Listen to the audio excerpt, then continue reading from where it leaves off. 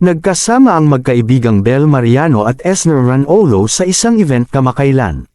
Sumabak sila sa isang malaslambok segment kung saan nga nila ibinuking ang ilang ugali at mga paboritong bagay ng isa't isa.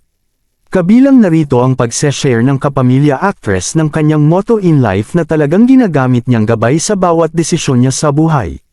What you give into the world comes back to you tenfold. In short, the more you give, the more you receive, pahayag ni Bel. Say naman ni Esner, bigla niyang naalala ang ginawa ng aktres para sa kanya 5 taon na ngayon ang nakararaan. Kaya pala sobrang generous mong tao, sinyulang sabi ni Esner. Hirit naman sa kanya ni Bel, grabe ka naman. Patuloy ng former TBB Celebrity Club Edition Season 1, sobrang generous niyan ni Bel. Dati, alam mo, 5 years ago, nagsesend niyan sa akin ng pagkain nung kakasimula ko pa lang dito sa Manila. Birong komento sa kanya ng ka-love team ni Donnie Pangilinan, oh, tas never bumalik yung pagkain sa akin ng tenfold. Say uli ni Esner, oo, tingnan mo nung birthday mo, napa-catering ka. That's the tenfold na bumalik sa'yo.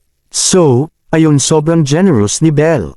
That's why binabalikan siya ng mga blessings. Grabe naman, deserve mo lahat. I'm so proud of you. I'm a proud mom, patuloy ni Esner. Oh, thank you, mommy. Ani Bel, thank you for the friendship. I can say that you're one of the genuine people I know. Thank you, and our friendship is something I will value and keep forever. Kasunod nito, binalika ni Esner ang pagsisimula ng friendship nila ni Bel noong kada rating pa lamang niya ng Manila mula sa province. Sa mga hindi talaga nakakaalam dyan, the first time, 5 years ago, when I first set foot here in Manila, talagang wala talaga akong anyone nakakilala at si Bel yung pinakaunang nakilala ko.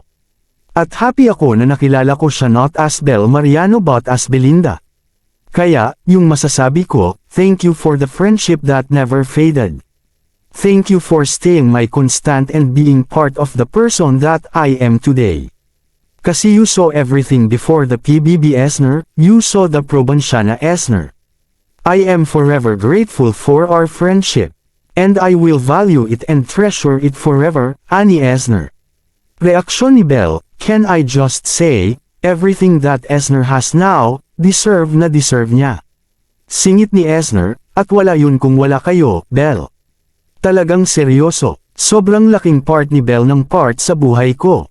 Maraming salamat kasi. Nasasabi ko yung mga nahihiya kung isasabihin kay Bel. Pero I'm really grateful na may Bel Mariano sa buhay ko, sabi pa ng proud member ng LGBTQIA dagdag community. Sa huli, nagbigay si Bel ng message para sa kaibigan, super proud tayo kay Esner. Super deserved talaga ni Esner.